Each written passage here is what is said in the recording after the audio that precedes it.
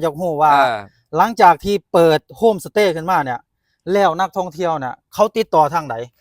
เดี๋ยวเอาจานเป้าสีอธิบายรายละเอียดเนาะทำอิฐที่ว่าจานเป้าเฮ็ดขึ้นมาเนาะ100 คนเห็นจานเป้าก็หัวขวัญไหนหัวขวัญเข้าว่าจานเป้าเป็นคนว่า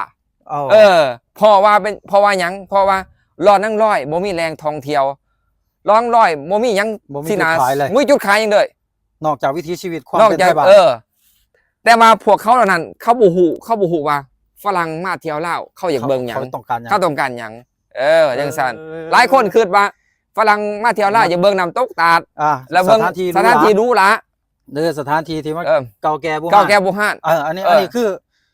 พื้นฐานของความคิดคนส่วนใหญ่เบาแค่นเคียงสันแม่นเนี่ยแสดงว่าเบาแค่นคิดผิดมาตลอด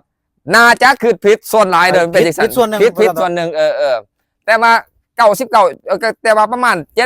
7-80%ประมาณ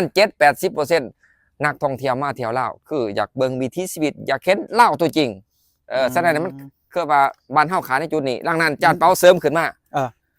นี่คือที่มาที่นำเสนอคอนเทนต์เกี่ยวกับวิถีชีวิตแบบไทยบ้านเฮาแม่นและสำคัญนี่เขาแฮปปี้บ่ด้วยว่าเขาจะได้สุดยอด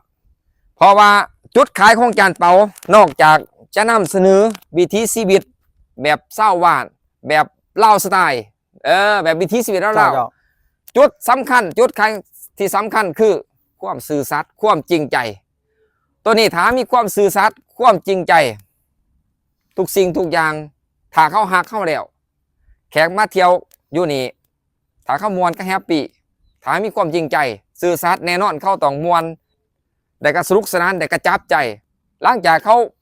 ออกนี้จากบ้านเฮาไปเที่ยวหม้องอื่นเขาจะพอกันเขาจะส่วนหมู่เข้ามาเขาจะแนะนำว่าลองร้อยบ้านจานเปา